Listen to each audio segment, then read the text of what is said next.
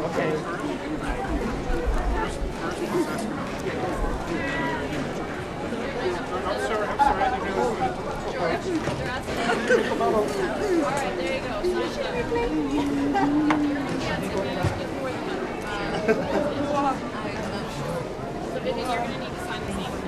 BMO has come to Mayfest because we want to demonstrate to the deaf community that they have a commitment to hiring deaf employees, that our services are not only provided for hearing people, we also have technology that allow us to have bank tellers who are deaf. We will set them up with a two-way TTY. Myself in my position, I'm a supervisor, I have access to computer, I have a TTY, and I also have a new piece of technology that they've recently given me, which is a two-way pager with my BlackBerry.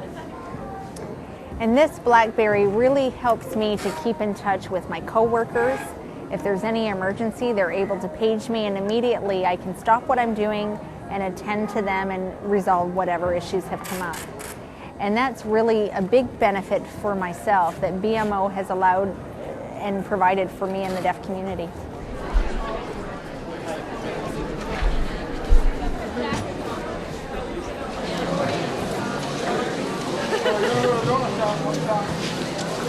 Take care.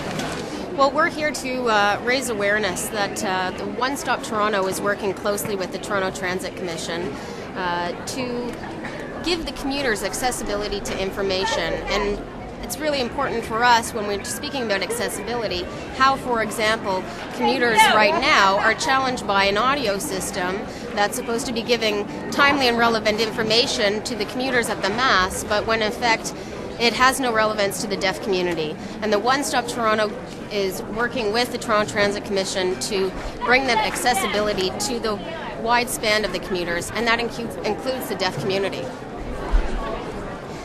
One Stop Toronto at the bottom of the display has ticker information that's designated for TTC messaging. So, for example, when there is stop arrival information or in case of emergencies, the deaf community can depend upon the One Stop to look to the screen for information on delays, on emergencies, on bus delays, so that it really becomes a resource for the deaf community. Generally, if you have a fire or any kind of emergency in the country of Canada, or in giving fire awareness workshops throughout the province of Ontario, but I guess this is more generalized, there seems to not be enough deaf people that are aware of what to do in case of emergency. Well, Emergency Management Ontario feels it's important that we get out our message about personal preparedness to the deaf community. And as such, we are here today promoting personal preparedness, especially the emergency survival kit, to those people in attendance here today. Well, personal preparedness is all sorts of things. The most basic component of being prepared for an emergency is to have an emergency survival kit. That is a kit that contains things like a flashlight, extra batteries, a radio, extra food and water, clothing, extra medication, those sorts of items that could keep you sustained and your family for up to 3 days in the event of an emergency, such as another blackout or a flood. Well, today we handed out a variety of material to help people understand more about being prepared, including our emergency survival kit magnet, which details those items that you would need in the event of an emergency, as well as letting them know that we do have information on our website, which is www.emergencymanagementontario.ca. It's been amazing. We've had a lot of positive feedback. There's a general appreciation for us being here and getting the information out to the deaf community. There seems to be a number of people here who do not, in the past, have not had personal preparedness items ready, and hopefully after today they will be more prepared and able to take care of themselves should an emergency occur. So yeah.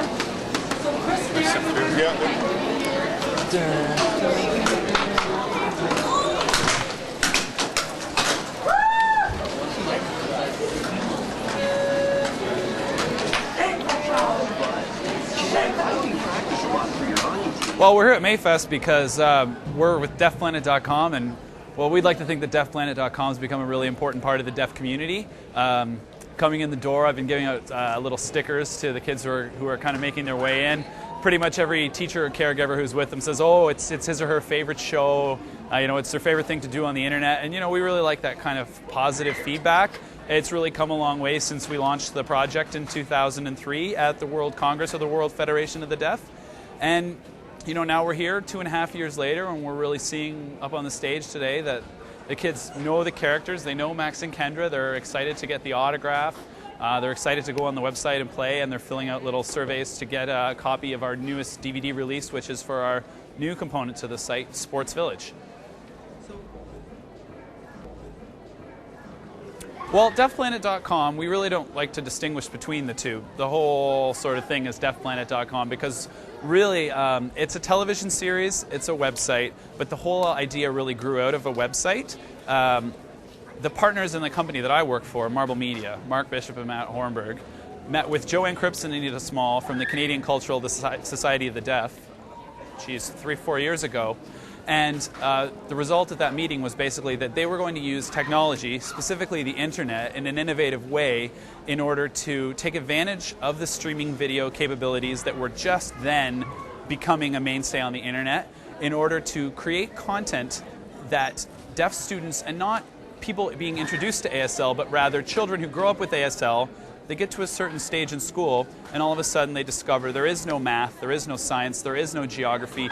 None of those lessons exist in ASL. So that's really what deafplanet.com is it's a response to the fact that there was no texts, nonfiction texts in ASL available at the time when we first started thinking of this project. And so bringing it together was really a response to that need within the community. So part of the reason why we're so happy that we've gotten such a great response here is that means that it's working, that the kids are identifying with the characters which we created to make this content more fun, more engaging, and they're going to the website and they're watching the television show on TVO.